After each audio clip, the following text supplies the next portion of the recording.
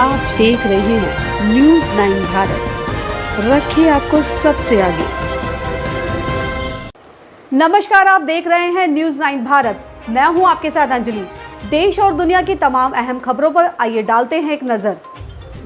चमोली जिले का विकासखंड थराली का गांव पैनगढ़ के पीछे पहाड़ पर सन 2013 से ही बनी बड़ी बड़ी दरारों से उत्पन्न होने वाले खतरे को भांपते हुए गांव में रह रहे परिवारों ने शनिवार सुबह से ही अपने घर छोड़ने शुरू कर दिया था। इस वजह से रविवार दोपहर को अचानक पहाड़ पर बनी दरारों के छटकने और भारी भूस्खलन से गांव की ओर गिरने वाले बड़े बड़े बोल्डरों और मलबे की चपेट में आने से ग्रामीण बाल बाल बच गए।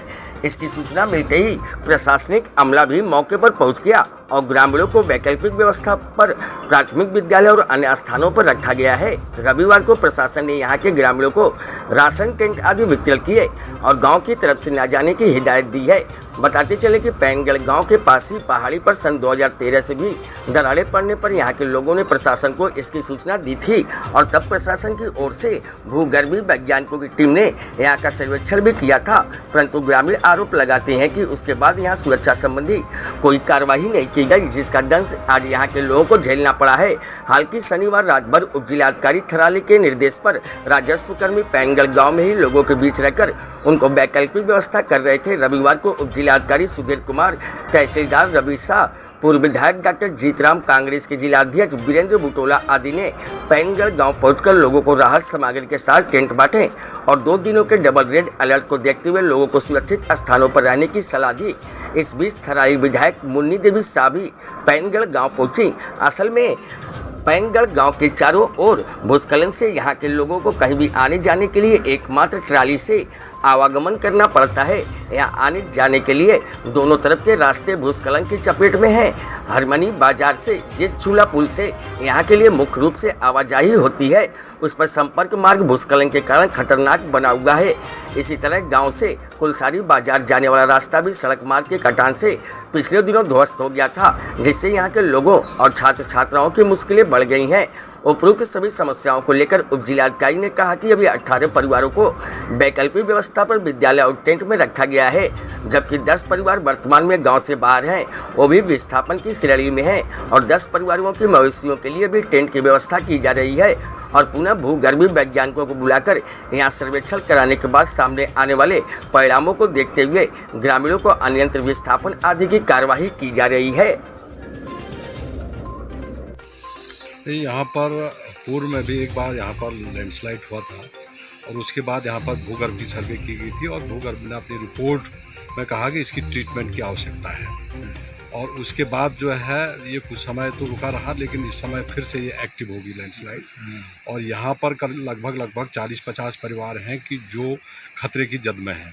मैंने कल एसडीएम साहब से बात की और उन्होंने कहा कि तुरंत मैंने कहा इनको विस्थापन किया जाए और तब तक तात्कालिक व्यवस्था की जाए इनके जानवरों के लिए। तो अभी प्रशासन टेंट की व्यवस्था कर रहा है, तिरपाल दे रहे हैं और स्कूलों में जो स्कूल हमारे पास यहाँ पर 2 हैं उन स्कूलों में इन परिवारों को शिफ्ट किया जाए और हमारा ये है कि सरकार इस पर तुरंत संज्ञान ले और इसमें तुरंत जो है इनके विस्थापन की कार्रवाई करे और इन लोगों को विस्थापन ही एक इसका ऑप्शन है, क्योंकि ये बहुत स्टीप चट्टान है और यहाँ पर खतरा बना हुआ है पूरी जनता को। शासन इसको तुरंत सरकार इस पर जो कार्रवाई करते हुए त्वरित कार्रवाई करते हुए इन लोगों के विस्थापन की कार्रवाई करे और तुरंत विस्थापित करें। आपके यहाँ पे घटनाक्रम चल रहा है तो इसमें जो प्रशासन की भागीदारी है, जो आप सहयोग है उसमें आप प्रशासन का बहुत बड़ा सहयोग है। इसमें हम प्रशासन का धन्यवाद भी करते हैं। हमारे कानून साहब कल रात से यहीं पे रुके हुए हैं और खुद हमारी समस्याओं को भी देख रहे हैं। हमारा प्रशासन से कोई हमें दिक्कत नहीं है, लेकिन हमारा प्रशासन से इतना है कि ना तो इस हॉस्पिटल में डॉक्टर है, कोई बीमार हो जाए, ना हमारे पास पुल है। स्थिति हमारी दोनों ओर से ऐसी है कि दोनों ओर से स्लाइडिंग जोन है और स्थिति हमारी बड़ी दयनीय बनी है। इसलिए जितना हो सके हमें सुरक्षित स्थान दिया जाए और जल्दी से जल्दी इसमें कार्रवाई की जाए।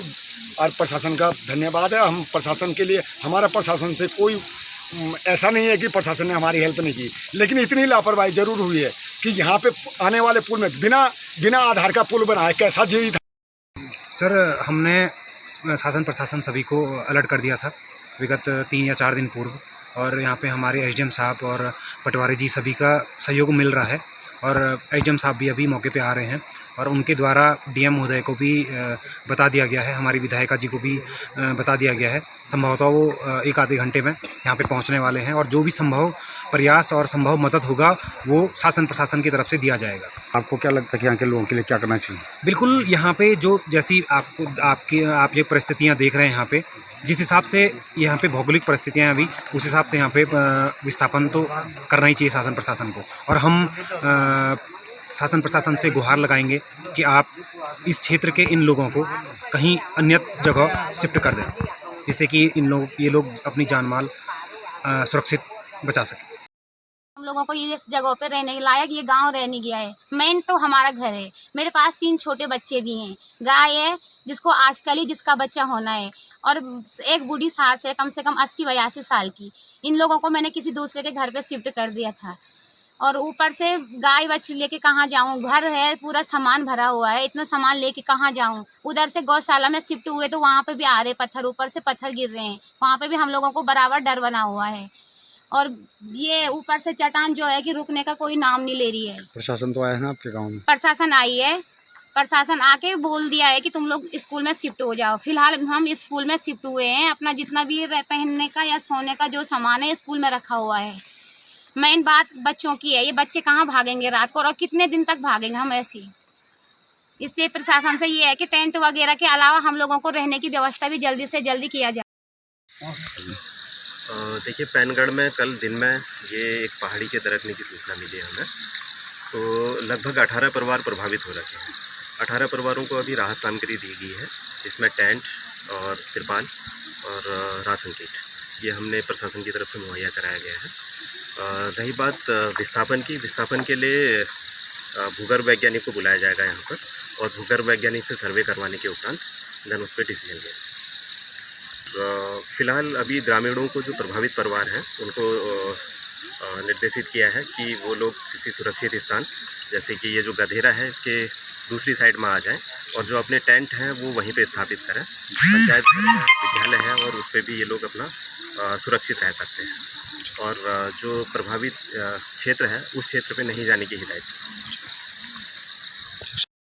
सर, इसमें भूस्खलन में बहुत सारे परिवारों को वो बेघर हो गए हैं। उन्हें मकान चाहिए, और उनको अभी रहने की खाने की व्यवस्था, और अभी उनके गाय बच्ची उनके लिए आदि व्यवस्था, और उन्हें घर में उनका बहुत सारा वो है तो उनकी व्यवस्था की जानी चाहिए। सर, अभी तो थोड़ी टेम्पररी व्यवस्था, राशन तिरपाल, तो ज़्यादा दिन तक तो अगर आगे उनके लिए और व्यवस्था होनी चाहिए, क्योंकि बारिश से ज़्यादा दिन तक तिरपाल टेंट में तो वो रह नहीं सकते, क्योंकि किसी के बच्चे हैं, छोटे बच्चे हैं, उनको भी दिक्कत हो सकती है। इसलिए हमें उनके आगे की सुनवाई की जानी।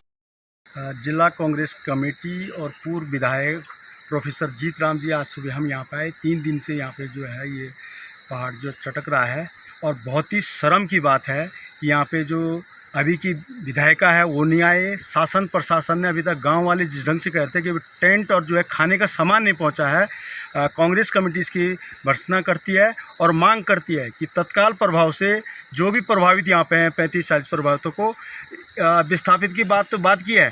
पहले इनके लिए जो है खाने पीने की व्यवस्था होनी चाहिए, और जो मूक दर्शक जो जानवर है वो कहाँ रहेंगे इसकी व्यवस्था सरकार को करनी चाहिए। यदि सरकार आज शाम तक नहीं करती है तो कांग्रेस पार्टी इसमें जो है जन आंदोलन करेगी, और हम पूरी कोशिश करेंगे कि हम जो है पैनगढ़ के लोगों के साथ है, रुपतोली के लोगों के साथ है। इसमें जो ये स्लाइडिंग जोन हो रहा है, जो इसमें प्रेजेंट टाइम में जिसने ज़्यादा भयानक रूप ले लिया है, इससे पहले भी यहाँ पे जियोलॉजिस्ट लोग आए थे और उन्होंने कहा था कि ये ज़्यादा नहीं होगा, मतलब उन्होंने इसके लिए ज़्यादा नहीं होगा। बरसात में क्या हुआ कि जो ये क्रैश हुआ उससे क्या हो गई, दरारें पड़ गई, और दरारों में क्या हो गया, पानी भर गया।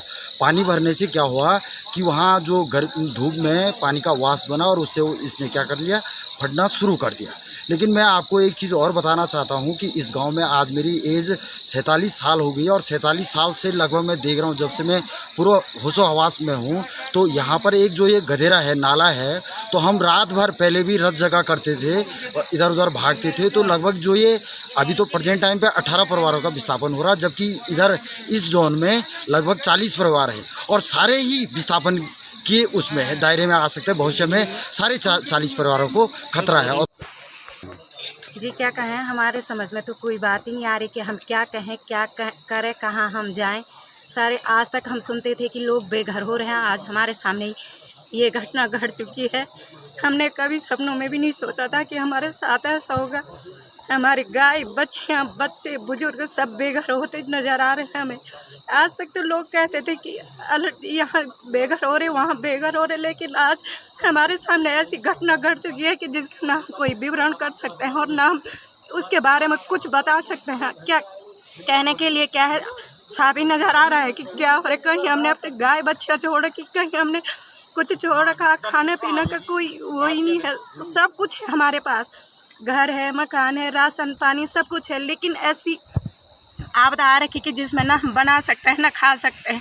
कल से हमारा बनाया हुआ खाना ही वैसा है। हम कल 12 बजे से जब हो तो 1 तारीख बहुत, आज 10-15 दिन से हो रहा था, थोड़ा थोड़ा करके हो रहा था, लेकिन हमें इतना पता नहीं था कि एकदम इतना भयंकर रूप ले लेगा कि इसने तो बचने का मौका भी नहीं दिया।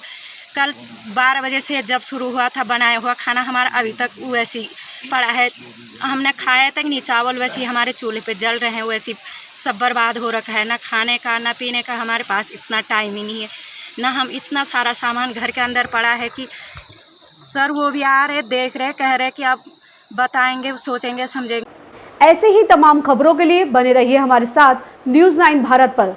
अब चाहूँगी इजाज़त, नमस्कार।